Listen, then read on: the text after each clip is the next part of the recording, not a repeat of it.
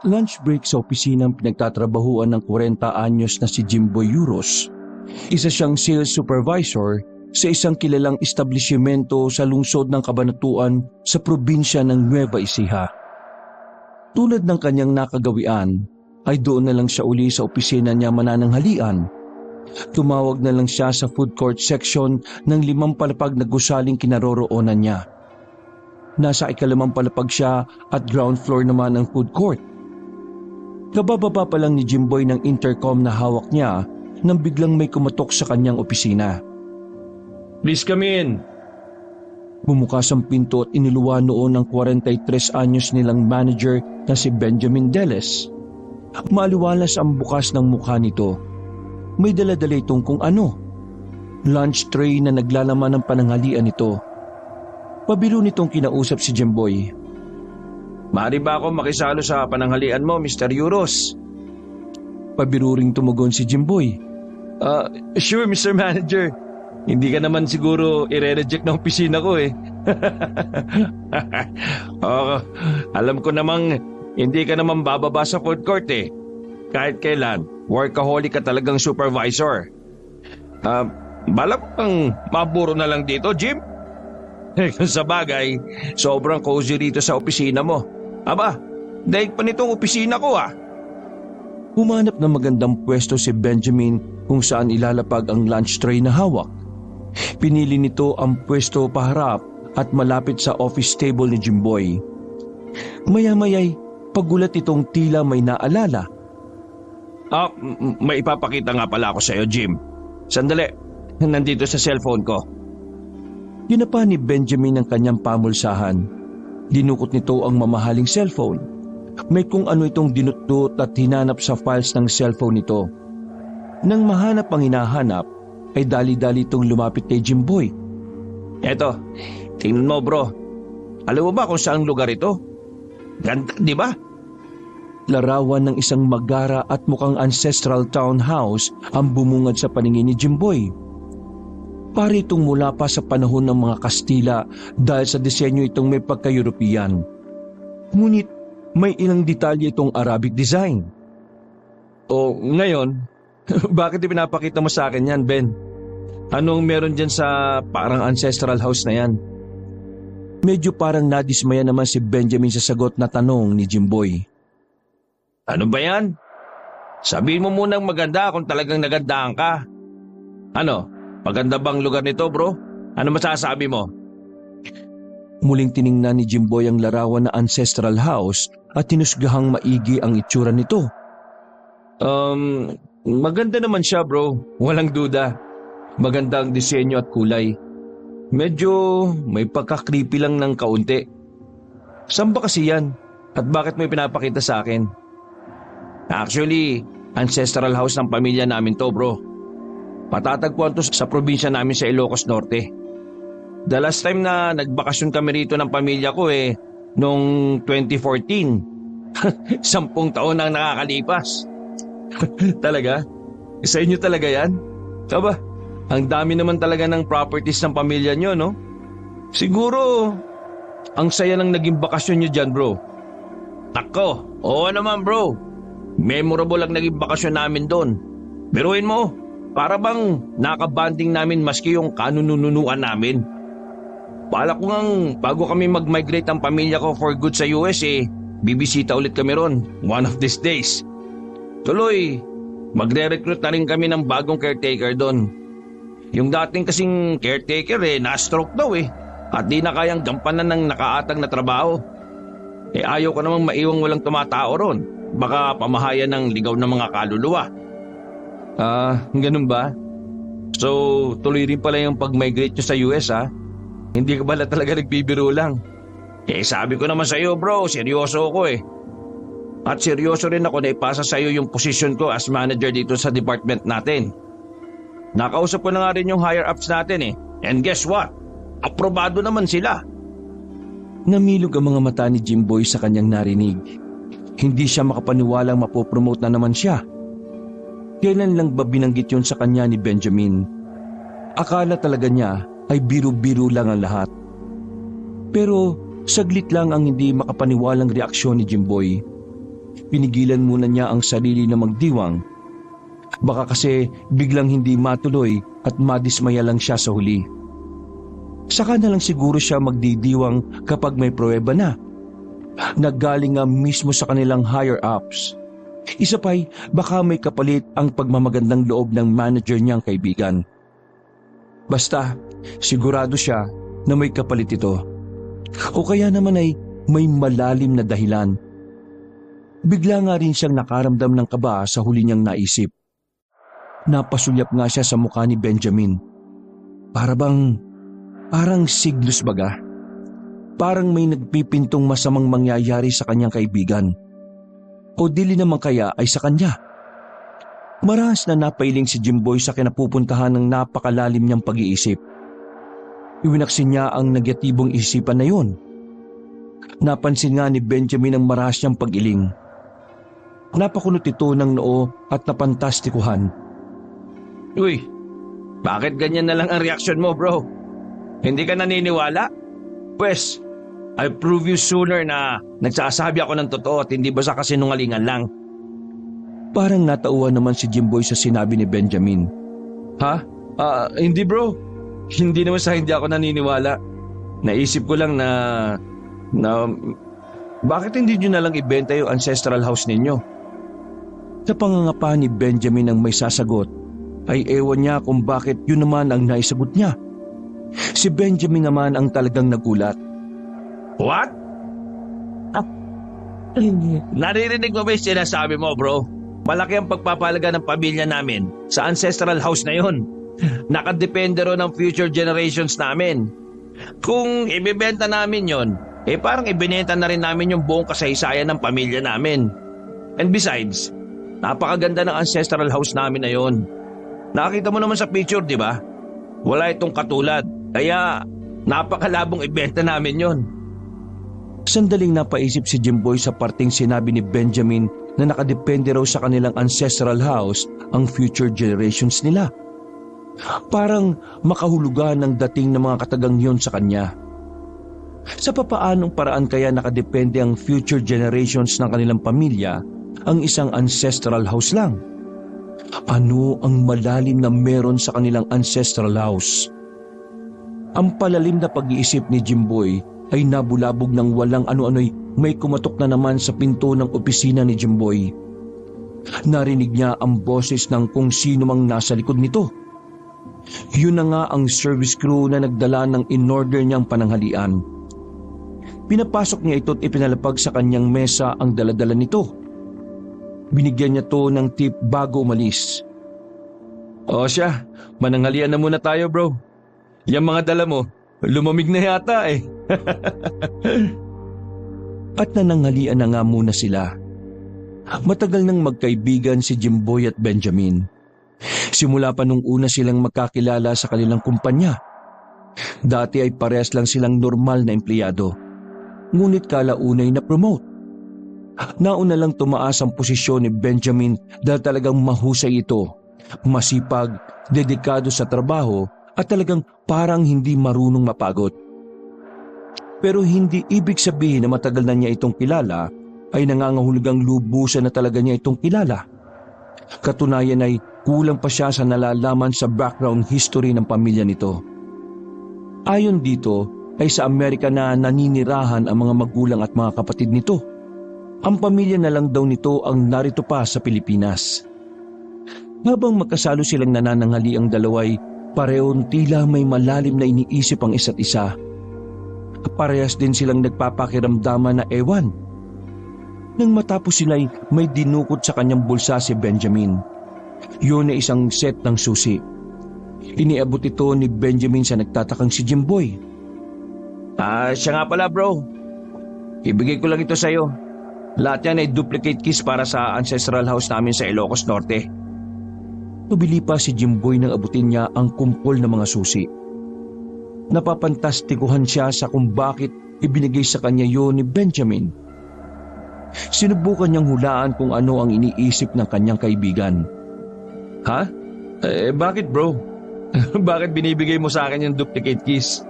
Ibig bang sabihin nito ipinamimigay mo na sa akin ang ancestral house din nyo? Natawa si Benjamin sa tinura ni Jimboy. Kapag kuha na sinimulan nitong sinupi ng mga kalat nito sa lunch tray na dala. Of course not, bro. Inagaan ko lang na ibigay sa iyo yan bago pa kami tumulak papuntang US. Para hindi ko makalimutan. Binibigyan kita ng access sa ancestral house namin. In case na maisipan ng pamilya mo na magbakasyon sa ibang lugar, you can always visit there. At sinasabi ko sa iyo, bro, ang pagbabakasyon doon ay magiging pinaka-memorable ninyong magiging bakasyon sa tanang buhay ninyo. Napangiti na lang si Jimboy sa parang pagsisales talk pa sa kanya ni Benjamin. Na-imagine nga niya ang buo niyang pamilya na masayang nagbabakasyon sa ancestral house ni na Benjamin sa Batak. Wala sa isip na bagyang napa-inspekta si Jimboy sa hawak niyang bungkos na mga susi. Makaraan ay walang anumang ibinulsa niya ito. O sige bro, isibad na ako sa office ko. Ingatan mo yung mga susi ha. Every key counts. At tuluyan nang lumabas ng opisina ni Jimboy si Benjamin. Pagkalabas nga nito'y siya namang pagdating ng kanyang sekretarya. Samantala, ang anak na binatilyo naman ni Jimboy, ang 14 anyos na si Jimon, ay papasok na sa school na pinapasukan nang may makasalubong siyang isang mama na mukhang Muslim na ewan ang kasuotan at aurahan. May suot pa itong turban sa ulo at talagang balbasarado. Ang turban nito'y may mga disenyong mga bituin, buwan at araw na parang sa mga manghuhula. May inialok itong mga panindang parang mga kwintas na may kakaibang mga palawit, mga pulseras at kung ano-ano mang mga anting-anting puno. Uy iyo, mukhang may kakaibang aura ko nababasa sa iyo ah. Mukhang kailangan mo ng medalyong pangontra. Aba, ang lakas ng kutob ko bigla sa iyo, iho. May malalim na senaryo akong nakikita sa aura ng iyong muka.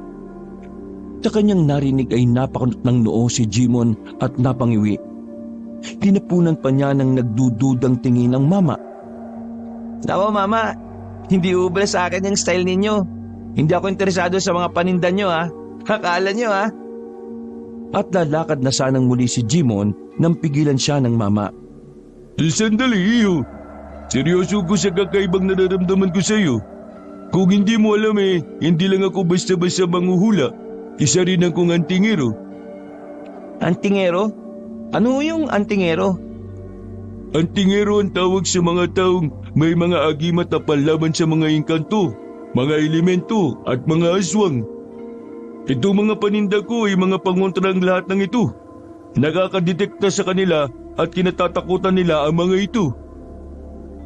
Napaismit si Jimon sa sinabi ng mama. Palibhasa ay hindi siya naniniwala sa mga sinasabi nito o sa mga nilalang na nabanggit nito.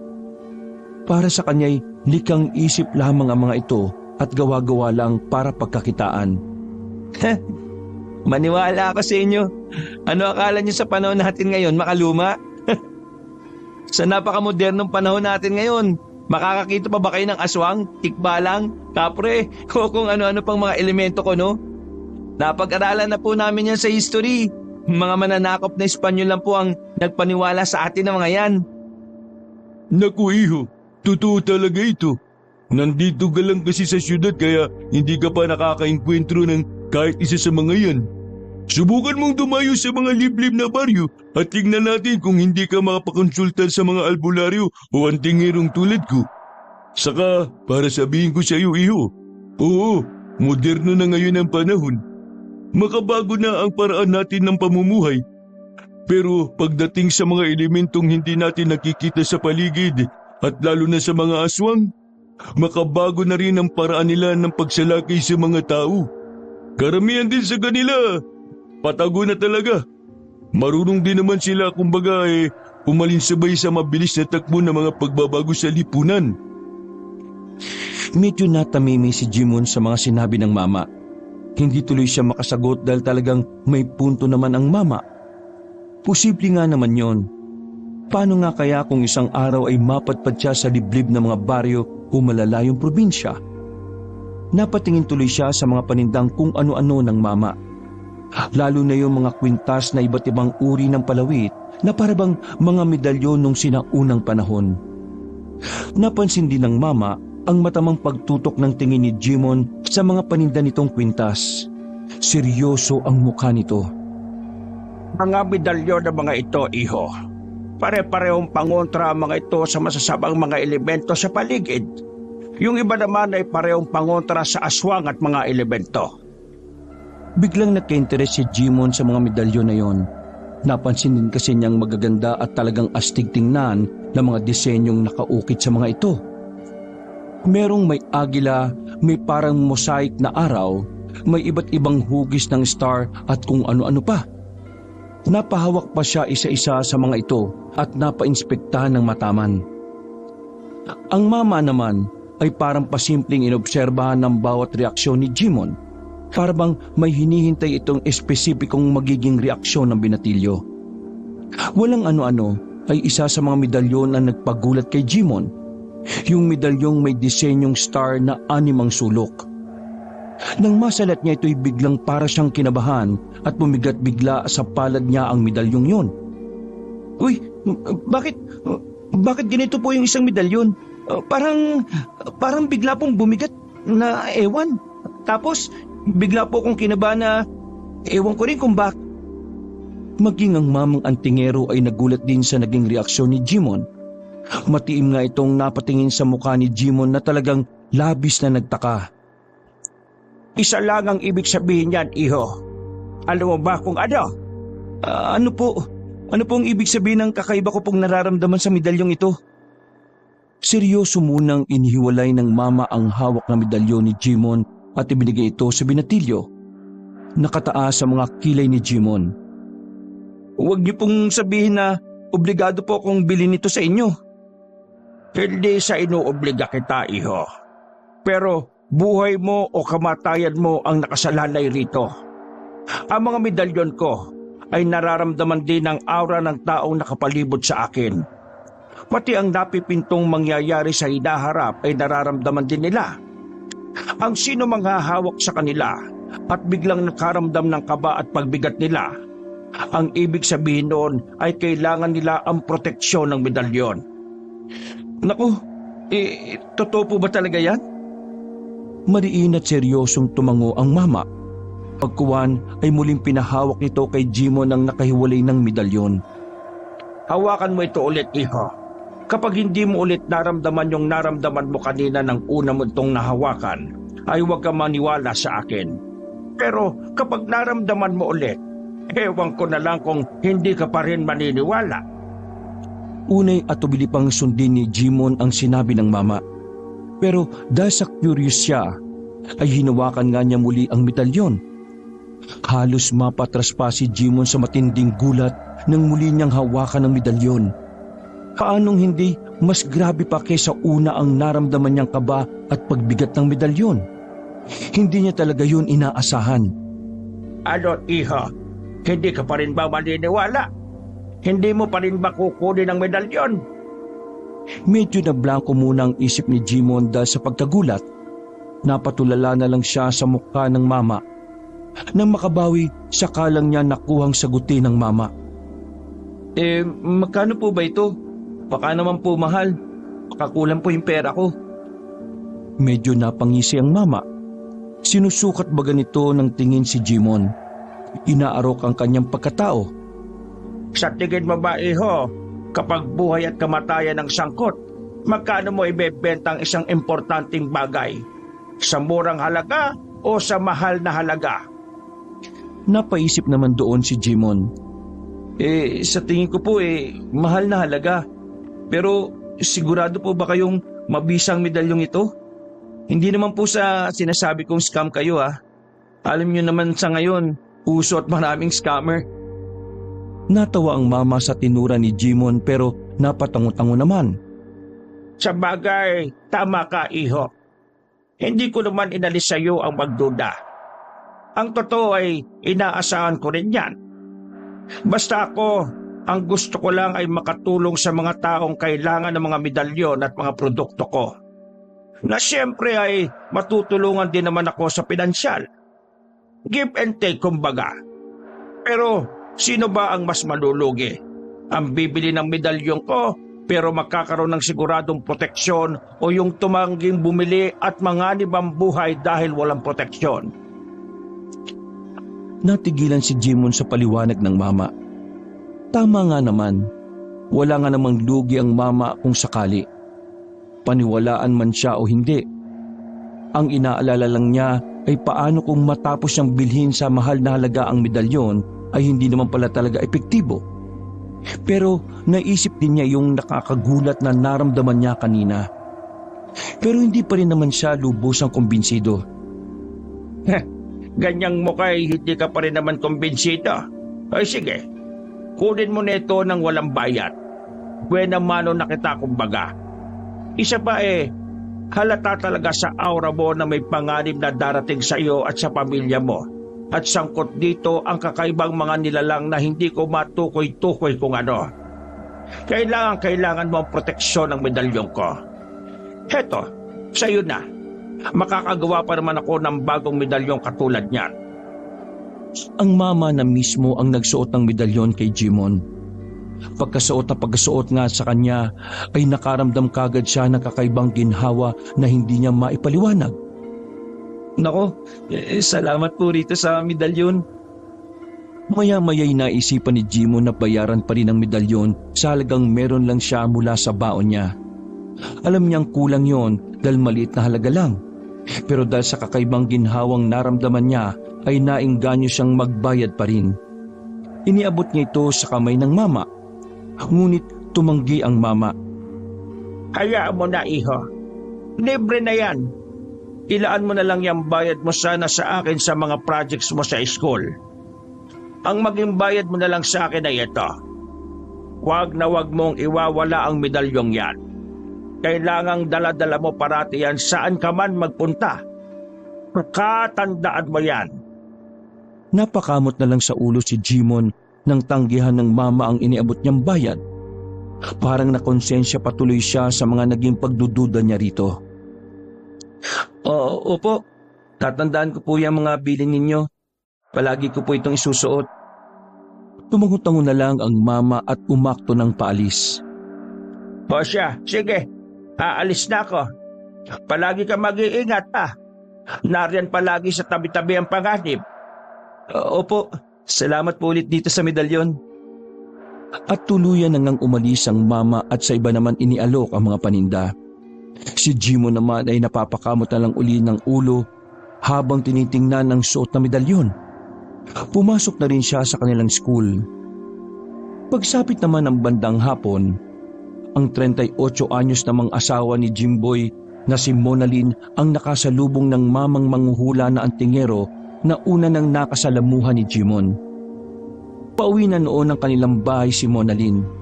Galing siya sa SM Mall Cabanatuan. Nag-shopping. Dadaanan lang sana ni Monalyn ang mama pero natawag ang kanyang pansin dahil nakamata sa kanya ang mama. Tila may kung anong pailalim na kinikilati sa kanya. Lalo na nang marinig niya ang sinabi nito. Nakikinikinit ako ang hinaharap ng babaeng ito. Ay nako, isang pamilya ang mapaparap sa kakaibang masasamang mga nilalang. Napahinto sa paglalakad si Monalyn at nagtatakang hinarap ang mama. Mama? Ano ba yung tinutukoy niyo? Tumango-tango ang mama. Ikaw nga at wala ng iba. Manghuhula ho kayo? Muling tumango ang mama at itinuro pa ang mga disenyo ng suot nitong turban. Pati ang mga paninda niya ay ibinalandra na rin ito. Oo, may kakayahan akong makadetekta ng mga puwersa at nakikinikinit ako ang kahihinatnan ng mga ito. At isa nga rin pala akong antingero. Ang mga paninda ko ay malalakas na mga pangontra laban sa iba't ibang hindi nakikitang mga elemento sa paligid. Kabilang na ang mga aswang. Nakaramdam ng kakaibang kaba si Monalyn ng sandaling yon. Siyempre, medyo natakot din siya sa kaharap niyang mama. Ano ho ba ang nakikinikinita niyo sa hinaharap ko? Masasangkot ho ba ang pamilya ko? Minsan pa ay tumungo ang mama. Nandun ang kasiguraduhan. Oo, buong pamilya mo ang masasangkot. Nadedetect ko ang isang bagay na puno ng negatibong enerhiya na napasakamay ng isa sa mga miyembro ng pamilya mo. Isang bagay na puno ng negatibong enerhiya? Anong bagay ang tinutukoy ninyo? Hindi ko tiyak kung anong bagay. Basta negatibong enerhiya lang ang nararamdaman ko rito. Ganun ho ba? Ano pa ho yung nababasa niyo sa akin? Saka, paano po makukontra yung negatibong pwersa na bagay na tinutukoy niyo na napasakamay ng isa sa mga miyembro ng pamilya ko? Napasingkit ang mga mata ng mama na parabang sa pamamagitan noon ay mas marami pa siyang nababasa tungkol sa babaeng kaharap. Wala na akong ibang masabi liban sa mapapaharap kayo sa isang uri ng mababangis na mga nilalang. Hindi ko eksaktong matukoy kung anong klaseng nilalang. Basta mababangis na mga nilalang. Takot naman yung hula niya sa akin. Paano nga ho namin makukontra o malalabanan ng mga nilalang na tinutukoy ninyo? At saka, teka ho pala. Saglit na napatingin si Monalyn sa mga paninda ng mama. Kapag kuwan ay may dinukot siya sa kanyang bag. Pera. Sabi niyo nga pala antingero rin kayo. Talaga ho bang mabisa mga pangontrang itong mga tinda ninyo? Bibili ho sana ako ng isa. Natigilan saglit ang mama at parang nakikiramdam. Teka sandali. Mukhang hindi mo na kailangan bumili ng pangontrang tinta ko. Nararamdaman kong isa sa mga miyembro ng pamilya mo meron ng taglay na malakas na pangontra. Mukhang yun lang sapat na para maprotektahan ang buo mong pamilya. Talaga ho? Salamat naman kung ganun. Wala na ho kayong may bibilin pa sa akin? Meron pa pala. Maging mapagmatsyag kayo sa paligid nyo. Makinig kayo sa mga babala ng ibang tao. Huwag niyong basta ipagsawalang bahala ang kahit na anong babala, maliit man o malaki. Buhay at kamatayan ng pamilya mo ang nakasalalay rito kaya kailangan timbangin ang lahat ng bagay at pag-isipang maigi. Naku, salamat to. Tatandaan ko lahat ng sinabi ninyo. Mabuti na lang mo talaga at nakasalubong ko kayo. Kung hindi hindi pa ho ako magiging aware sa mga sinabi ninyo. Salamat to talaga. At sinubukang ibigay pa rin ni Monalyn sa mama ang nailabas niyang pera. Ay siya nga ho pala. Tanggapin ho ninyo ito. Bale, abuli ko na lang ito sa inyo. Ngunit tumanggi naman ang mama. Tulad ng pagtanggi nito bandang una kay Jimon. Nako, hayaan mo na. Tsaka wala ka namang binili sa akin Pero nagpumilit si Monalyn. Kunin nyo na po. Kung hindi ho ninyo tatanggapin, ibig sabihin ay hindi totoo mga sinabi nyo sa akin at hindi ko na lang din ho paniniwalaan. Natigilan naman doon ng mama at napatingin sa mukha ni Monalyn. Dahil seryoso naman si Monalyn ay napilitan na rin itong tanggapin ang iniabot ni Monalyn. Ay sige, tatanggapin ko na. Para sa isang kadahilanan. Basta yung mga mahigpit kong bilin, huwag mong kalilimutan. Matapos ito'y naghiwalay na ang mama at si Monalyn. Pagsapit naman ng gabi sa kanilang bahay, matapos manangalian ng pamilya ni Jimboy, nasa salas na sila at sama-samang nagpapahindang habang nanonood ng telebisyon nang may maalala si Monalyn. Gusto niya makasiguro sa isang bagay. Jimboy, Han, Jimon, anak, may itatanong lang sana ako sa inyong dalawa. Nitong mga nagdaang araw ba wala kayong napapansing gamit ninyo na may negatibong pwersa sa inyo? Parehong natigilan sa biglang tanong na yon ni Monalyn sina Jimboy at Jimon. Si Jimboy parang kinapapa sa isip kung anong bagay ba ang sa tingin niya ay may hatid na negatibong pwersa sa kanya.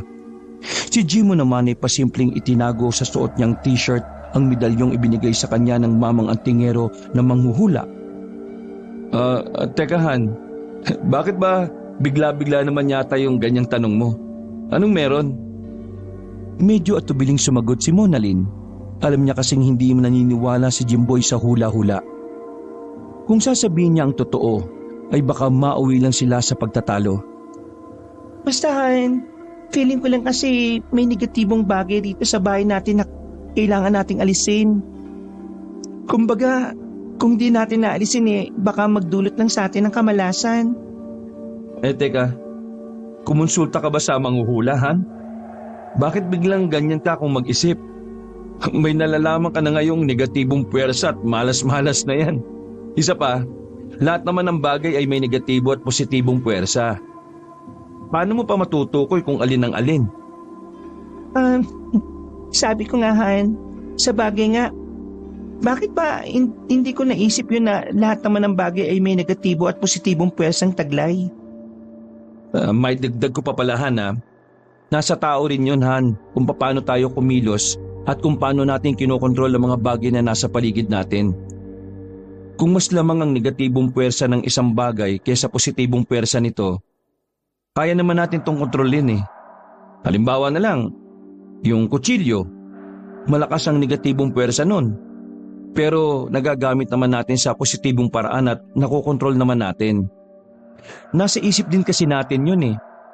Kung sa may isip kriminal mapupunta ang kutsilyo, negatibo sa negatibong puwersa na yun. Ayun, masama na talaga ang kahihinatnan.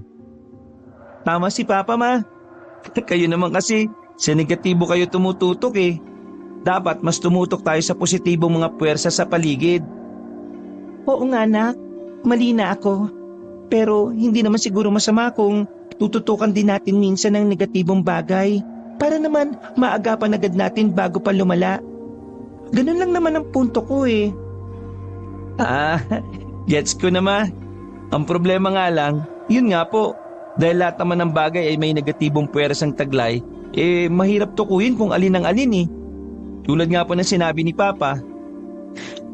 Maya-maya'y sinaway ni Jimboy sina Monalyn at Jimon dahil sa tinututukan nitong balita sa TV. Uy, teka. Tumahimik nga muna kayo dyan. Hindi ko maintindihan tong sinasabi sa balita eh. Ang nasa balita ay tungkol sa umano'y biktima ng aswang sa isang probinsya sa Visayas. Pinaniniwala ang nagiging aktibo na naman kuno ang mga lahing aswang doon. Ipinakikita ang blurred na larawan ng isang babaeng wakwak ang dugo ang katawan at wala ng saplot. Diyos ko, totoo ba talaga mga aswanghan? Napaka-brutal naman ang sinapit ng babaeng yan. Hindi ako naniniwala sa aswanghan eh. Pero hindi ko inaalis ang posibilidad. Pero para sa akin hindi aswang ang may kagagawan talaga niyan. Malamang na nakadroga ang may gawa niyan eh. O kaya isang taong may sakit sa isip. Biglang may naalala si Jimon dahil sa balita na may kinalaman sa aswang. Maalala ko nga pala pa, Ma. May nakapagsabi pala sa akin na totoo raw ang mga aswang. Yun lang hindi na raw po sila ngayon hantaran kung mambiktima. Paano raw sila mambibiktima, anak? Patago.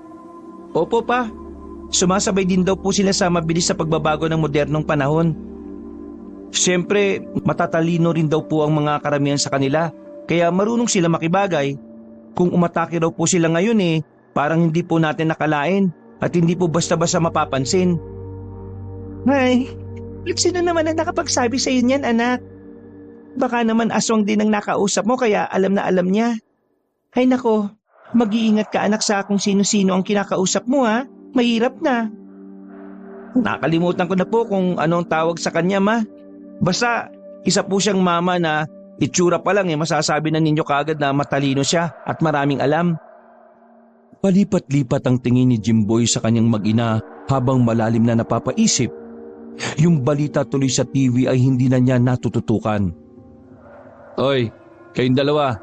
Napapansin ko ang paraan ng pagsasalitaan nyo ngayon Parang ang dami nyong alam ngayon Pareho yata kayong kung sino-sinong estranghero na naman ang nakakausap Iba na nararamdaman ko sa inyo Hoy, pinabalaan ko kayo. Mag-iingat kayo sa pakikipag-usap sa kung kani-kanino. Lahat ng nalalaman nyo timbangin nyong maigi kung totoo ba o gawa-gawa lang. Alam naman ninyo ang panahon natin ngayon. Talamakang pagpilipit ng mga impormasyon. Tapos natigilan sina Monalyn at Jimon. Napansin kasi nilang medyo iritable ang pagsasalita ni Jimboy. Kaya naman ay nag-isip na lang ng ibang topic na pag-uusapan si Monalyn. Oo, Han. Tatandaan namin yan ng anak mo. Nag-iingat naman kami Ay, siya nga pala. Malapit na pala ang bakasyon. 2 buwan na lang ang pararaanin natin. Wala pa pala tayong plano kung saang lugar tayo magbabakasyon? May ideya na ba kayo? Oo nga po pala, Ma. Ano po kaya kung Boracay naman po tayo magbakasyon? Ay, masyado namang malayo yan, anak. Sasakay pa tayo ng barko o bangka? Ayaw ko nga. Alam niyo naman ng papa mo na takot ako sa dagat eh. Sa Tagaytay na lang kaya ulit. Doon na naman, Ma. O talaga oh. Hindi na nagsawa doon. Umakit naman po tayo sa bandang norte. Eh di mas lalong sawa naman ako sa Baguio na. Ilang beses na tayo nakapunta ron eh. Si Mama, Baguio lang ba ang pwedeng puntahan sa norte? Taga-norte po pala si Apo Wangod, no? Tama po. Puntahan na lang po natin si Apo Wangod at magpabatok tayo. Ay naku anak, napanood mo ba yung pinicture siya dati sa TV? Nakita mo naman kung gaano kahirap umakyat sa lugar niya. Mahihimatay ako sa pag-akyat pa lang sa bundok nila eh. Kaya, wag na muna tayo ron.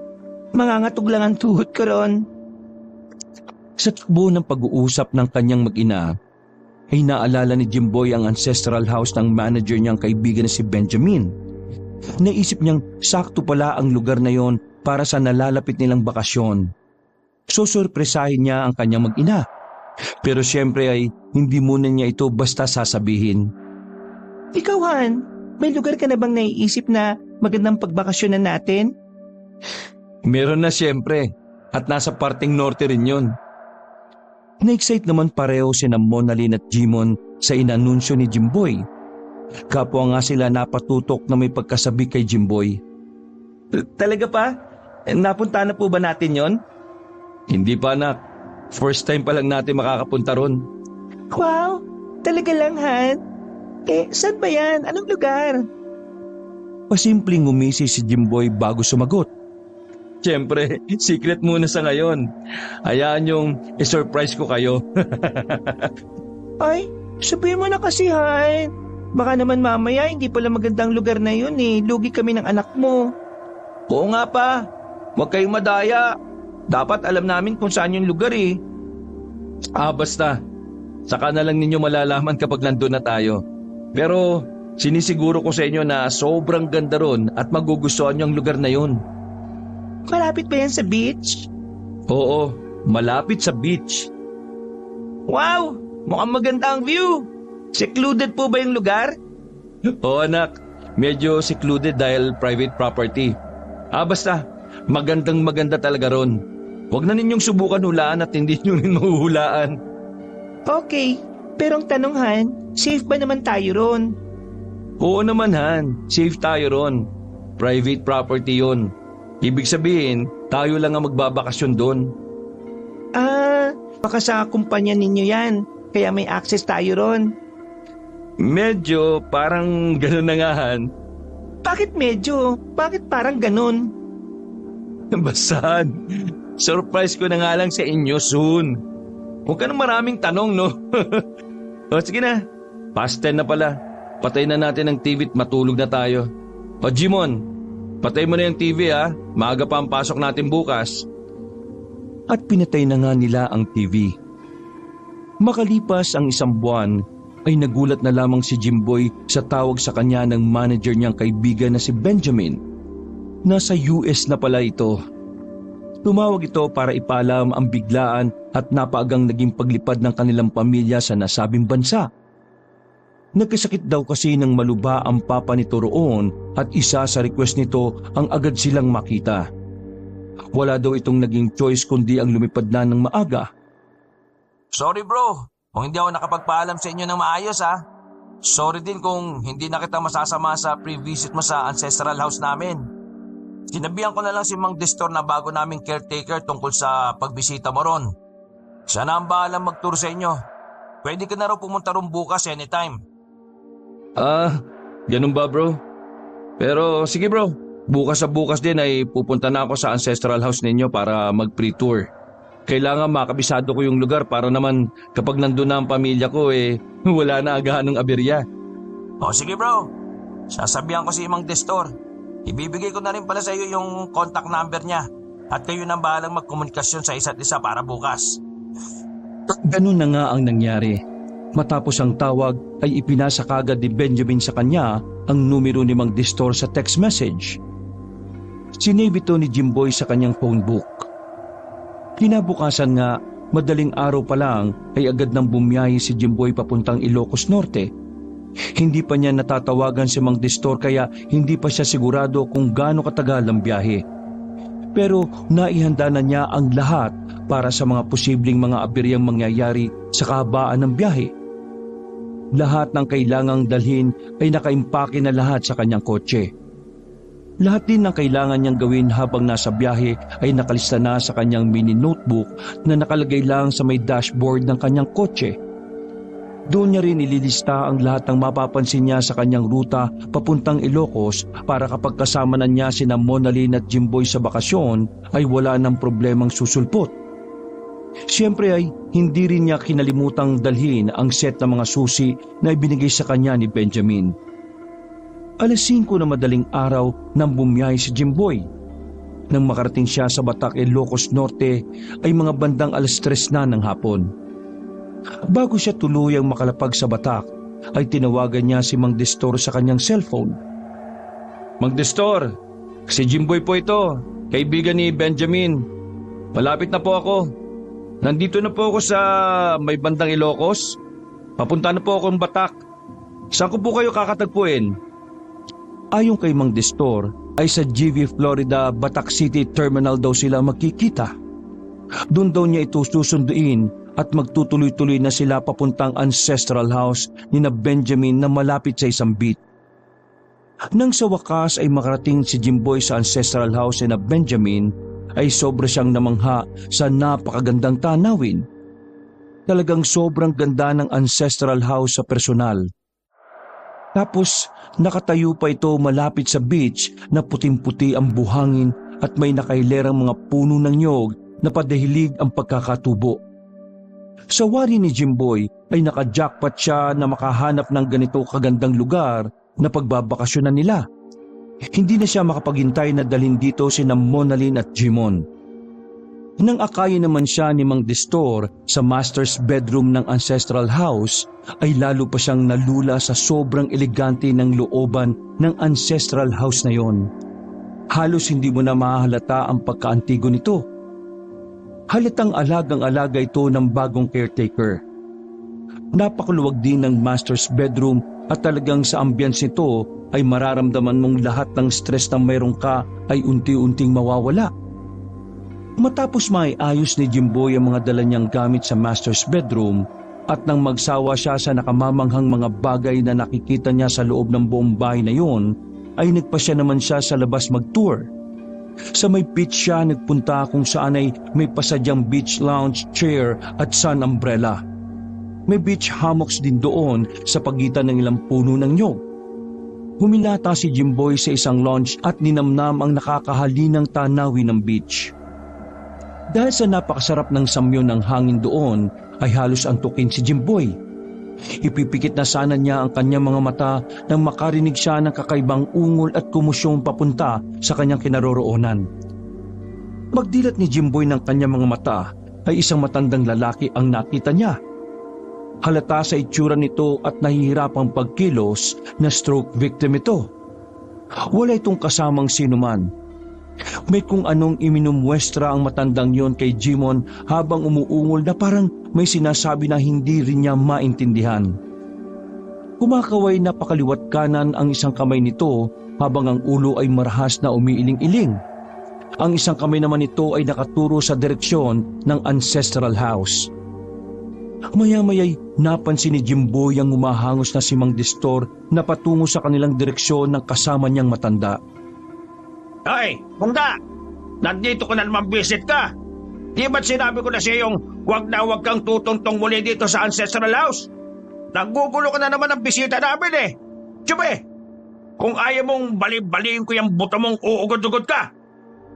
Natakot naman na matandang patpati na rin. Pero bago ito tuluyang lumayo ay tinapunan pa nito ng tila nagbababalang tingin si Jimboy. Sino ba ho ba yun, Mang Destor? Wala yon. Huwag mong pansinin ang matandang yon. Medyo may pagkabaliw na ang isang yon eh. Matagal nang gugulo yun dito sa tuwing may mga bisita kaming napapabakasyon sa ancestral house ni na Sir Benjamin. Ay, siya nga pala. Pumasok ka na sa ancestral house, iho.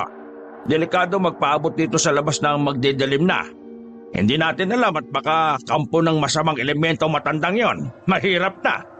At saka tamang-tama rin at maghahanda na ako ng panghapunan natin. Medyo naguguluhan man dahil sa biglang pagsulpot ng matanda, ay tumalima naman si Jimboy kay Mang Destor. Sumunod siya dito hanggang sa makapasok na sila sa ancestral house. Pagsapit naman ng gabi, sa master's bedroom na kinaroroonan niya, ay hindi naman agad dalawin ng antok si Jimboy. Nandoon ang paninibago niya sa lugar na kinaroroonan. Maya-maya'y hindi siya mapakaling hindi niya maintindihan. Kaya naman ay naisipan niyang magpahangin sa beranda ng ancestral house. Kakaiba ang lamig ng simoy ng hangin nagmumula sa beach sa may beranda. Tumanaw sa di kalayuan si Jimboy sa may hilera ng mga puno ng nyog. Walang ano-ano'y nanghunot ang kanyang noo nang may mapansing figura ng tao na nakatayo sa ilalim ng isang puno ng nyog. Tila ba nakatanaw din ito sa kanya. Naningkit ang mga mata ni Jimboy dahil pilit niyang inaaninaw ang itsura ng taong yon kung tao man. At laking gulat niya nang makilala ito. Ito ang matandang itinaboy kanina ni Mang Destor. Hayun na naman, may kung ano na namang isinisenyas ito sa kay Jimboy. Katulad lang din ng una nitong mga isinenyas sa kanya. Hindi makuha ni Jimboy kung ano kaya ang ipinahihiwatig na matandang yon sa kanya. At nang maalala niya ang sinabi ni Mang Destor kanina na baka kampo nito ng masasamang elemento, ay natakot siya. Ipinasya niyang pumasok na sa loob at pinilit na lang ang sarili na makatulog. Kinabukasan ay maaga na namang gumising si Jimboy. Madaling araw pa lang, ipinaalam na niya kay Mang Destor kagabi na maaga siyang luluwas para umuwi sa Nueva. Mga 8 hanggang 10 oras kasi ang bubunuin niyang biyahe. Excited na talaga siyang makauwi para maikwento kina Monalyn at Jimon kung gaano kaganda sa ancestral house. Hindi na niya mahintay ang bakasyon sa susunod na buwan. At sumapit na nga ang 2nd buwan. Ang pinakahihintay na bakasyon ng pamilya ni na Jimboy. Madaling araw pa lang ay naghahanda na sila para sa kanilang biyahe papuntang Batac, Ilocos Norte. Habang naghahanda sila'y may 2 bagay na napansin si Monalyn mula sa mga gamit ni na Jimboy at Jimon na nakalapag sa lamesa. Ang unay ang set ng mga susi ni Jimboy. Sa unang tingin ni Monalyn ay para itong umuusok. Teka, bakit may set ng mga susi rito, Jimboy? Sa'yo ba ito? Dadamputin na sana yun ni Monalyn pero naunahan siya ni Jimboy. Set ng mga susi yan. Dun sa ancestral house na pupuntahan natin sa Batac. Ancestral house? Sa isang ancestral house tayo magbabakasyon? Yap, Han. Nako, maganda dun. Eto, tingnan mo.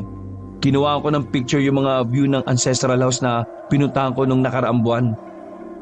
Dinukot ni Jimboy ang kanyang cellphone at ipinakita mula rito ang tinutukoy niyang picture ng ancestral house. Namangha naman si Monalyn nang isa-isa niyang makita ang mga larawan. Si Jimon ay nakatingin na rin. Wow! Ang ganda nga! Parang mansyon na malapit sa White Sand Beach. Parang vacation villa ang dating. Naku, nakaka-excite naman, Han! Grabe pa! Napakaganda ng lugar at parang mansyon. Susulitin ko talaga ang bakasyon natin ngayon. Tamang-tama, may bagong memory card po ako. Paniguradong maraming magagandang views ako mapipicturan.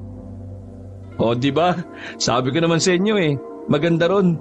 Talaga mag-i-enjoy ang buo nating pamilya. Ang sumunod namang napansin ni Monalyn ay yung medalyon ni Jimon. Para naman itong bahagyang umiilaw. Nagtataka nga niya itong dinampot. Ito, naman ito. Sa'yo rin ito, Jimboy? Ay nako, hindi sa akin yan, Han. Baka sa anak mo.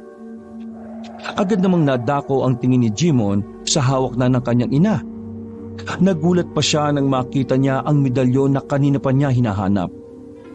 Naku, paano napunta sa inyo yan, Ma? Kanina ko pa yan hinahanap iniabot ni Monalyn kay Jimon ang medalyon. Hala, nakita ko lang ito sa ibabaw ng lamesa eh. Nakalimutan mo siguro dyan mo nilapag. Saka teka, bakit pala parang umiilaw yan kanina bago ko dinampot? Ano po? Umiilaw? Nagtatakang ininspekta ni Jimon ang kanyang medalyon. Pinakiramdaman niya rin ito. Medyo mainit ito sa kanyang palad. Sigurado po kayong medyo umiilaw to kanina, ma? Katabi po ba ito kanina ng set ng kiss ni Papa? Oo, katabi yan kanina ng mga susi ng papa mo. Ang kay papa mo naman kanina, parang umuusok yung mga susi niya. Tumango-tango lang si Jimon at pasimple nang tumalikod para ituloy ang ginagawang paghahanda ng kanyang mga gamit. Pero lingid sa kaalaman ng kanyang mga magulang ay malalim siyang napapaisip. Pilit niyang iniisip kung ano ang ibig sabihin ng biglang pag-ilaw ng kanyang medalyon at pag-usok naman ng set of keys ng kanyang papa. Tapos ay mainit pa ang pakiramdam niya sa kanyang medalyon. Parang gusto niyang mabahala. Pero hindi naman niya maintindihan kung ano ang dapat niyang ikabahala. Ano kaya ang meron sa mga susi ng kanyang papa? Ano kaya ang meron sa ancestral house? Muling napatingin si Jimon sa suot na niyang medalyon. Pagkaraan ay sumagi sa isip niya na mukhang may kakaiba pero interesanteng magaganap sa kanila sa ancestral house. Gusto niyang malaman kung may agimat ba talaga ang ibinigay sa kanyang medalyon nang minsan ay nakausap niyang antingerong manghuhula. At sa wakas ay bumiyay na nga sila papuntang Batac, Ilocos Norte. Habang nasa biyahe ay tahimik lang silang tatlo. Pare-pareho silang may kani-kanyang malalim na iniisip. Si Jimboy ay naiisip niya ang matandang lalaki na 2 beses niyang nakaengkwentro dun sa ancestral house. Hanggang ngayon ay hindi niya lubos maisip kung ano kaya ang kahulugan ng mga senyas nito. Bakit nito itinuturo ang ancestral house at parang inaayawan niya ito? Meron kaya itong hindi magandang karanasan sa ancestral house? Naisip niyang minsan nga ay sisikapin niyang kausapin ang matandang lalaking yon. Babaliwalain na lang niya ang babala ni Mang Destor na baka kampo nito ng masasamang mga elemento sa paligid. Si Monalyn naman, ang iniisip niya ay ang set ng mga susi ni Jimboy at ang medalyon ni Jimon.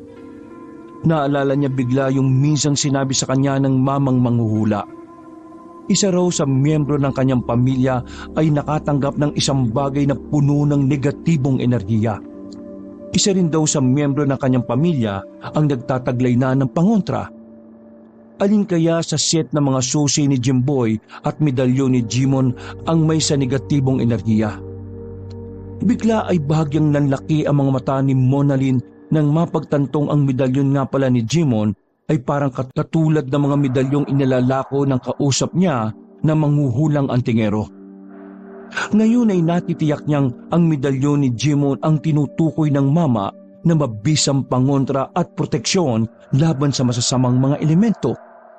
Ibig sabihin din nito ay ang set ng mga susi ni Jimboy ang bagay na nagtataglay ng negatibong enerhiya. Muling nanlaki ang mga mata ni Monalyn nang may mapagtanto na naman siya. Ang set ng mga susi ni Jimboy ay para sa ancestral house na pupuntahan nila.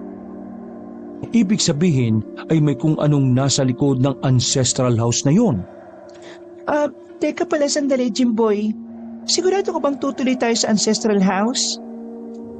Nagtatakang binalingan naman ni Jimboy si Monalyn. Kanina'y excited pa ito na makarating na sila roon. Pero ngayon ay parang biglang nagdududa. Oo naman, Han. Tuloy na tuloy tayo ron. Bakit ba parang biglang nagdududa ka sa pupuntahan natin? Ano bang meron? Bigla namang natigilan si Monalyn. Hindi niya alam kung sasabihin ba niya kay Jimboy ang minsang sinabi sa kanya ng mamang antingero na manghuhula o hindi na lang. Natatakot siyang magtalo na naman sila dahil baka isipin ni Jimboy na mas nagpapaniwala pa siya sa manghuhula. Wala naman. Naisip ko lang, Hana, ano kaya kung sa ibang lugar na lang tayo pumunta? Naisip ko na lang, Hana, ano kaya kung sa ibang lugar na lang tayo sa Batac tumuloy? Marami rin naman yatang ibang magagandang beaches doon eh. Ay naku, Han. Mas maganda ron sa ancestral house. Napuntahan ko na nga minsan, hindi ba? Tsaka, libreng-libre lang tayo ron. Kung sa ibang lugar pa tayo pupunta magagastusan pa tayo ng malala. Tsaka, private yun, Han. Kaya nakasisiguro kung mas ligtas tayo ron kesa kung sa ibang lugar pa tayo pupunta. Hindi man kampante sa sagot ni Jimboy ay nanahimik na lang si Mona Lynn. Siguro ay doon na lang siya sa medalyon ni Jimon hahawak ng kaligtasan nila kung sakali. Si Jimon naman ay naaalala rin niya ang tagpo nung makausap niya ang mamang antingero na manghuhula rin. Naalala niyang minsan ay nabanggit nitong mapapaharap daw sila sa isang malagim na senaryo. Anong malagim na senaryo naman kaya ang naghihintay sa kanila? Natatakot na kinakabahan siya siyempre. Pero hindi niya maintindihan ng sarili kung bakit parang excited naman siyang malaman kung paano gumagana ang anting-anting na taglay ng medalyong ibinigay sa kanya ng mama. Matapos ang kani-kanilang mga iniisip, ay nakarating pa rin naman sila sa ancestral house sa Batak. Dumating sila roon ng eksakto mag-aalas 3 ng hapon. Sinalubong sila ni Mang Distor na ang kakaibang sayang nadarama ay halatang halata sa bakas ng kanyang muka. Ligayang pagdating sa pamilyang Euros dito sa Deles Ancestral House. Angat ko na magkaroon kayo ng hindi malilimutang karanasan dito. Sina Mona Lynn at Jemon ay halos nalimutan na ang kani-kanilang mga pangamba nang mabistahan nila ang kabuuan ng ancestral house at ang paligid nito. Halos lumawa ang kanilang mga mata sa pagkamangha. Wow! Totoo nga, sobrang ganda rito. Ang ganda ng bahay. Ang ganda rin ng puting beach. Parang sa postcard. Oo nga, Ma. Hindi ako makapaniwala makakapunta tayo sa ganitong lugar. Pagkatandam ko, nasa Europe tayo eh. Ay nako, may enjoy nyo talaga rito, ma'am at mga sir. Ay siya nga pala, halina po kayo sa loob. Ako na ang bahala magpasok ng mga dala ninyo. Sir Jimboy, alam niyo na po kung saan ang master's bedroom. May set of keys na rin naman po kayo, di ba? Pwede ho din yung galugarin ng buong ancestral house. Pagsapit ng gabi, dito na nagsimula ang lahat ng di inaasahan ng pamilya ni Jimboy. Una ay napansin ni Jimboy na maingat na isinasara lahat ni Mang Distor ang mga pinto at mga bintana ng ancestral house. Mang Distor, bakit po isinasara niyong maigi yung mga bintana at pintuan? For security purpose lang ho. Alam mo naman sa panahon natin ngayon, marami mga masasamang manloloob. Isa pa yung mamang nakainkwentro mo noong nakaraang buwan. Hindi natin alam, baka kampo nyo ng masasamang elemento. Nako, mahirap na. Ganun po ba? Pati ba yung mga bintana sa master's bedroom ilalak nyo? Oo, iho. Maya-maya lang ilalak ko na rin yon. Tatapusin ko lang ang lahat ng bintana rito. Bago pa man pumunta sa master's bedroom si Mang Distor, ay inunahan na ni Jimboy na samantalahin ang pagkakataon na dumungaw sa huling pagkakataon sa may beranda. Inaasahan niyang muli niyang matatanaw mula roon ang matandang lalaki sa ilalim ng puno ng nyog sa may beach. At hindi nga nagkamali si Jimboy. Tatanaw niya ulit sa dating pwesto nito ang matandang lalaking parang may kapansanan. May isinesenyas uli ito. Ngunit sa pagkakataong ito'y medyo iba na. Itinuturo siya, pagkatapos ay sesenyas ng paggilit ng leeg. Kasunod nito'y ang paulit-ulit na senyas na kamay na nakaturo pa ibaba at isa pang kamay na kumakaway ng pakaliwat kanan. Maya-maya pa'y dumating na si Mang Distor sa master's bedroom kung saan sila naroroon para ilak ang mga bintana. Hala, bakit ilalak niya ang mga bintana, Han? Ipinaliwanag ni Jimboy kay Mona Lynn kung bakit. Pero parang hindi naman kumbinsido si Mona Lynn. Nang makalis nga ang caretaker ay kinwestiyon ni Mona Lynn si Jimboy. Bakit naman ganun, Han? Parang iba ang kutob ko sa paglalak ng caretaker sa mga bintana Para namang pati front door at back door inilak? Hindi kaagad naisip yun ni Jimboy kaya naman ay naalarma siya. Dali-dali siyang lumabas ng master's bedroom para habulin si Mang Distor sakaling hindi pa nakakalabas. Ngunit nasuyod na niyang lahat ang buong ancestral house ay walang mang distorsyang naabutan. Chinek ni Jimboy ang front door pati na ang back door ng ancestral house. Pero napamura na lang siya ng matuklasan na nakalak nga ang mga ito at mukhang may lock din sa labas ng pinto. Dismayadong binalikan ni Jimboy sina Monalyn at Jimon sa master's bedroom. Ano Han, naabutan mo si Mang Distor? Wala eh. Nakalabas na siya, Han. At tama ka. Nilak niya ang front door at back door. Halos lahat ng bintana nakalak mula sa loob. Naalarma na roon si Monalyn. Ano? Masama ang kutob ko rito, Han. Akala ko ba ay safe tayo rito? Relax ka lang, Han.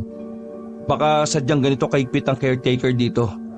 Baka bukas din ay bubuksan din niyang lahat ng mga pintuan at bintana rito. Teka, tatawagan ko pala si Mang Distor sa cellphone niya. Mabuti nang matanong natin siya. Ngunit biglang hindi makontak ni Jimboy ang number ni Mang Distor. Ilang ulit siyang sumubok na matawagan ito pero paulit-ulit na out of coverage area. Natutulalang nagkatinginan na lamang sina Jimboy at Monalyn sa maaring kahulugan nun. Muling nagdial si Jimboy pero sa pagkakataong ito ay number naman ng kaibigan niyang si Benjamin ang sinubukan niyang tawagan. Hindi naman problema sa kanyang international call dahil may sapat namang load na pang international call ang cellphone niya. Nabuhayan ng loob si Jimboy nang magring ang tawag sa kabilang linya. Pero ang nakapagtataka lang ay parang may naririnig din siyang mahinang ring sa tabi-tabi. Nagtatakang nagkatinginan silang nakikiramdam sa paligid. Parang may naririnig ako nagriringhan. Parang nagbubuhat sa ilalim. Itinuro pa ni Monalyn ng makintab na sahig kung saan sila nakatapak. Nagtataka namang napatingin sa sahig si Jimboy pati na si Jimon. Dahan-dahan silang lumuhod at sinubukang pakinggan kung may nagriring nga ba sa ilalim ng sahig. Ngunit maya-maya'y bigla namang natapos ang tawag. Tiningnan ni Jimboy ang screen ng kanyang cellphone. Nireject ang kanyang tawag. Sinubukan niya ulit kontakin ang number ni Benjamin ngunit sa kasamaang palad ay naging out of coverage area na rin ito. Bakit po kaya may nagriring sa ilalim? May basement po yata itong ancestral house na ito pa. Saka tekahan, di ba nasa US si Benjamin? Paano may nagriring sa ilalim? Biglang naguluhan si Jimboy sa mga nangyayari. Iniisip niya ang lahat ng bagay tungkol kay Benjamin pero hindi niya mapagtagpi-tagpi. Ano ang meron sa ancestral house na kinaroroonan nila?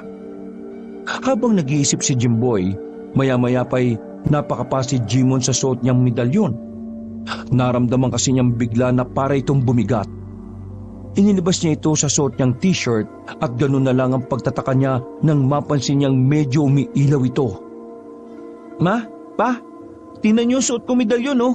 Medyo umiilaw. Hala, oo nga anak. Ganyan-ganyan din yan nung una kong makita dun sa bahay. Hindi kaya may ibig sabihin yan anak? Teka, saan mo ba nakuha yan, nak? Ikinuwento ni Jimon kung paano siya nagkaroon ng medalyong yon. Binanggit niya at inilarawan na matandang antingero na manghuhula na nagbigay sa kanya noon. Ala, parang yun din ang matandang nakausap ko anak. Si Monalyn naman ang nagkwento ng tungkol sa naging inkwentro niya sa matandang antingero na manghuhula. Sinamantala niya rin ang pagkakataon para sabihin na ang patungkol sa sinabi ng mamang yon na mapapaharap sila sa mababangis na mga nilalang. Halos katugma lang ito ng sinabi naman ni Jimon na mapapaharap sila sa isang malagim na senaryo. Sa kanyang mga narinig ay parang hindi naman makapaniwala si Jimboy. Hindi siya kumbinsido. Mababangis sa mga nilalang? Kayo naman pala ang dahilan kung bakit ganito ngayon ang sitwasyon natin eh. Nagpapaniwala kasi kayo sa mga hula-hula na yan eh. Dapat, hindi kayo nakinig sa matandang yon. Nakinig kasi kayo kaya heto, nangyayari mga hula niya. Maya-maya'y galit na binalingan ni Jimboy ang sota kwintas ni Jimon na nooy bahagya pa ring umiilaw. Ngunit sa aktong hahabultin pa lang sana ni Jimboy ang medalyon ni Jimon, nang walang ano-ano'y nakarinig sila ng sunod-sunod na parang mga atungal sa ilalim ng sahig. Kasunod nito ay sunod-sunod na mga kaluskos at pagkaskas ng parang matigas o matalim na bagay. Nanlaki ang mga matang nagkatinginan silang tatlo. Lahat sila ay nakatitig sa sahig. Malahan, ano mga tunog na yun sa ilalim? Ano ang gagawin natin? Sumenya si Jimboy na magdaan-daan sila sa pagkilos. Biglang pinagpawisan sila ng malapot dahil sa kanilang sitwasyon. Kailangan natin lumabas ng silid na ito. Dahan-dahan lang tayo. Saan naman tayo pupunta? Diyos ko, nakakatakot naman to. Baka mamaya lang ay masira ang sahig tapos biglang may lalabas na mabangis na nilalang. Diyos ko! Shh! Doon na lang siguro tayo sa may kusina. May mga kutsilyo doon. Magagamit natin panlaban at proteksyon kung kinakailangan. Jimon anak, pagitaan natin ang mama mo. Ikaw ang mauna papunta sa kusina at ako naman ang panghuli at poprotekta sa likuran ninyo. Ganun nga ang ginawa nila. Habang papalapit sila sa pinto para makalabas, ay siya ring unti-unting paglakas ng mga ungol at mga pagkaluskos sa ilalim ng sahig. Bigla rin nilang naramdamang parang umuuga na rin ang sahig. Nang sa wakas ay makalabas na rin sa master's bedroom si Jimboy, ay bigla naman siyang napatid ng kung anong bagay sa may pintuan. Kaya naman ay pakalabog siyang natumba padapa. Nang tingnan nila kung ano ang bagay na pumatid sa kanya, ay ganoon na lang ang panlalaki ng mga mata nila nang unti-unting may parte ng sahig na may pintuan ang unti-unting bumubukas. Halos maistatwa sila sa kanilang kinaroroonan nang mula sa lumitaw na butas ay nagsimulang may lumabas na isang sumisingasing na nilalang na napakabangis at lubang nakakatakot ang itsura. Isa itong uri ng aswang. Kahit ganoon ang itsura ng nilalang ay nakilala pa rin naman ito ni Jimboy dahil sa ilang features nito, pati ang suot nitong kahit warak-warak na. Benjamin? Biglang dinamba ng aswang ang mga paa ni Jimboy at tinangka siyang hilahin. Mabilis namang rumisponde si Monalyn at Jimon. Pinagtulungan nilang hilahin si Jimboy. Ngunit nahirapan sila dahil sadyang malakas ang aswang. Dahil wala ng ibang maisip na paraan si Jimon at napapansin niyang umiilaw pa rin ang suot niyang medalyon, naisip niyang hawakan ito at iamba sa aswang. Bunga nito'y biglang parang nasilaw ang aswang sa inilalabas na puwersa ng medalyon. Umaatungal na napatakip ito ng mga mata dahilan para mabitiwan nito ang mga paa ni Jimboy. Mabilis na hinatak palayo ni Monalyn si Jimboy. Kapwa sila hinihingal sa takot. Lumayo na kayo, dali! Pumunta na kayo sa kusina! Pero paano ka, anak? Baka bigla kang tambay ng aswang na yan. Ako na ang bahala rito, ma! Poprotektahan ako ng medalyon ko! Sige na! Pumunta na kayo sa kusina at kumuha kayo ng magagamit nating sandata! Maya-maya'y lalong bumangis ang atungal ng aswang, kahit patuloy pa rin itong nasisilaw sa medalyon ni Jimon. At nang mapansin ni Jimon, Jimboy at Monalyn na may iba pang mga aswang na nagsisimulang maglabasan sa butas sa sahig, ay talagang nataranta sila. Takbo na, ma! Pa! Dali! Sabay-sabay na malakas na umatungal at sumingasing ang mga aswang na naglalabasan sa butas ng sahig. Halatang nanggigigil na ang mga ito na manglapa ng tao. Lamang ay nasisilaw ang mga ito sa hawak na medalyon ni Jimon. Kapag kuwan, ay biglang naramdaman ni Jimon na parang may puwersang nagtutulak sa kanya. Kaya pala'y nagsisimulang dahan-dahang umabante mga aswang. Pakiramdam niya'y pilit lang na kinakaya ng puwersa ng kanyang medalyon ang puwersa ng mga ito. Nang makarating sina Monalyn at Jimboy sa kusina, ay agad silang kumuha ng mga kutsilyo doon. Hindi pa nakontento'y naghanap pa ng palakol si Jimboy at may nahanap naman siya. Si Monalyn naman ay nakakita pa ng fire extinguisher. Nanginginig man sa takot at kaba, ay nagkasundo silang respondihan si Jimon. Ngunit bago pa man sila humakbang ay bigla silang nakarinig ng parang pumupukpok sa pader sa may bandang likuran. Sa may bandang likuran mismo nila. Nanlaki ang mga matang nagkatinginan sina Monalyn at Jimboy. Nang lingunin ni Jimboy ang pader sa kanilang likuran, ay nanlaki ang kanilang mga mata nang mapansing unti-unting nagkakakrak ang pader na hugis bilog na kakasyang isang tao. Diyos Diyos ko po, baka may mga aswang din sa labas, Jimboy. Papasukin nila tayo. Kumanda ka, Monalyn. Iamba mo na yung fire extinguisher. Ako naman itong palakol. Habang nakahanda sila sa pader ng kusina, hindi nila napapansin ay nasa likuran na rin pala nila si Jimon. Patuloy siyang itunutulak ng puwersa ng mga aswang na tuluyan na ngang nakalabas lahat mula sa butas ng sahig sa master's bedroom. Ganun na lang ang pagkagulat ni na Monalyn at Jimboy nang bigla nilang marinig ang sabay-sabay na namang pag-atungal at pagsingasing ng mga aswang sa kanilang likuran. Jimboy, nandito na pala mga aswang. Makukorner na tayo. Ano na ang gagawin natin? Huwag kang ganyan, Han. Relax ka lang. Malalampasan din natin to. Focus ka lang sa fire extinguisher mo. Dahil sa narinig niyang reaksyon ng kanyang mga magulang ay nagpanik na rin si Jimon. Ma, ano nang gagawin natin? Pakiramdam ko malapit nang bumigay ang puwersa ng hawak kong medalyon. Nanginginig na rin ang mga kamay ko, Ma! Pa! Walang ano-ano, sa wakas ay bumigay na ang pabilog na bitak ng pader na inaabangan ni na Jimboy. Iniambanan nila ang mga hawak nilang sandata na anumang sandali ay hahataw na lang nila kapag may lumabas ng kung anuman mula sa pabilog na bitak. At may lumitaw nga sa bilog na bitak. Ang matandang minsan ay nakaengkwentro ni Jimboy sa beach. Tarantang pagaganahin na sana ni Monalyn ang hawak niyang fire extinguisher pero alerto naman siyang pinigilan ni Jimboy. Huwag, Monalyn. Tanda ko pa matandang yan. Tila nagmamadaling sumenya-senya sa matandang yon kina Jimboy. Inuudyukan silang lumabas agad sa pabilog na bitak na ito na siya pala ang may kagagawan. May hawak itong kung anong ginagamit nito sa pagtibag sa sementadong pader. Jimboy, sigurado ka bang hindi siya aswang? Medyo natigilan si Jimboy dahil bigla niyang naalala ang sinabi sa kanya minsan ni Mang Destor. Pero base naman sa nakikita niyang ginagawa nito ngayon ay malabong totoo ang sinasabi ni Mang Destor. Kaya naman ay mariin siyang umiling-iling bilang tugon kay Monalyn. Hindi, Han. Hindi siya aswang. Kita mo naman, tinutulungan pa niya tayo makatakas. Sa puntong ito ngayon lang napagtanto ni Jimboy ang kahulugan ng mga senya sa kanya dati na matandang lalaki. Kung sana pala ay inintindi niya ang mga babala pala nito, sana'y hindi sila umabot sa ganito. Si Monalyn naman ay duda pa rin dahil sa itsura ng matandang lalaki sa labas ng pabilog na bitak sa pader.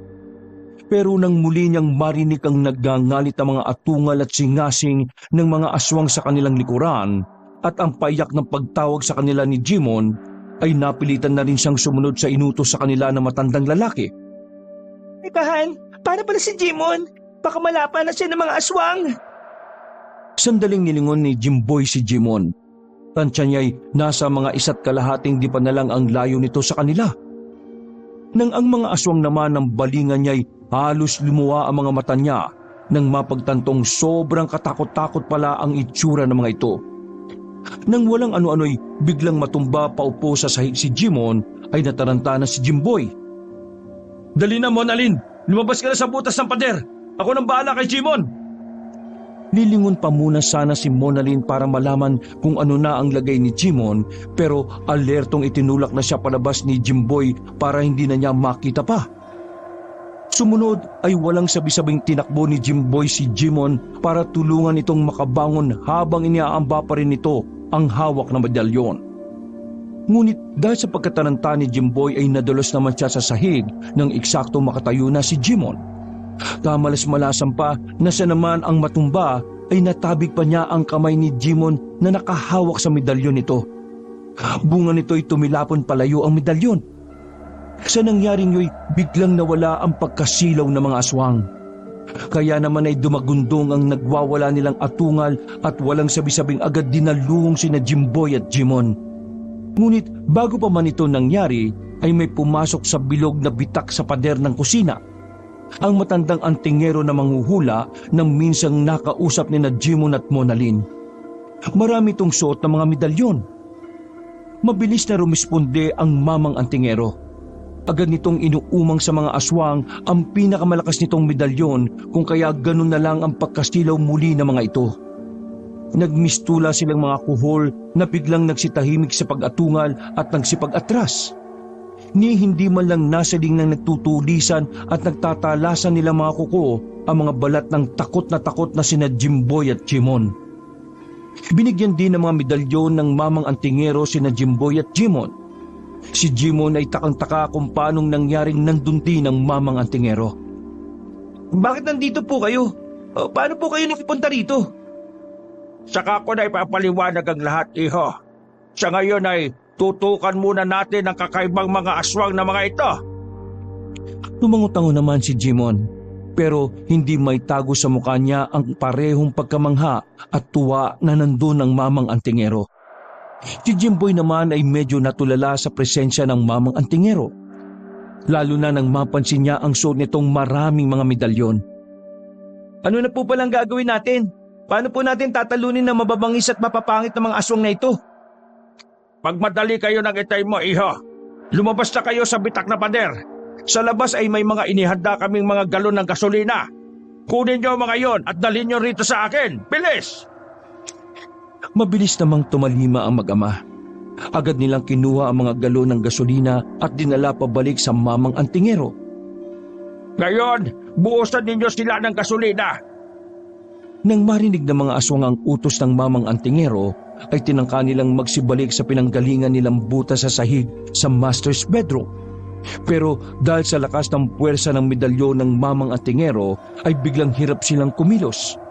Kaya naman ay walang kahirap-hirap silang nasa buyan ng gasolina ni na Jimboy at Jimon.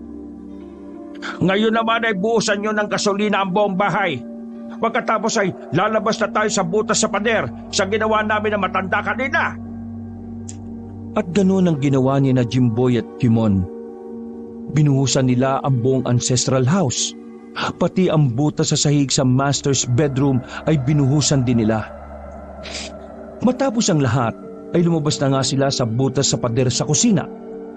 Sa labas naman ay nabuhusan na rin pala ng gasolina ni na Monalyn at ng matandang lalaki ang palibot ng ancestral house. Ngayon ay katapusan na ng malihim at tusong mga aswang na mga yan.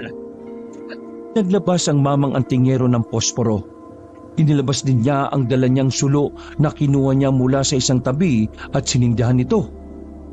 Inihagis niya ang may sinding sulo sa loob ng ancestral house mula sa butas na pader ng kusina. Agad-agad ay narinig nila ang malakas na pagsagro ng apoy sa loob kasabay ng nakakabaliw na pag-atungal ng mga aswang.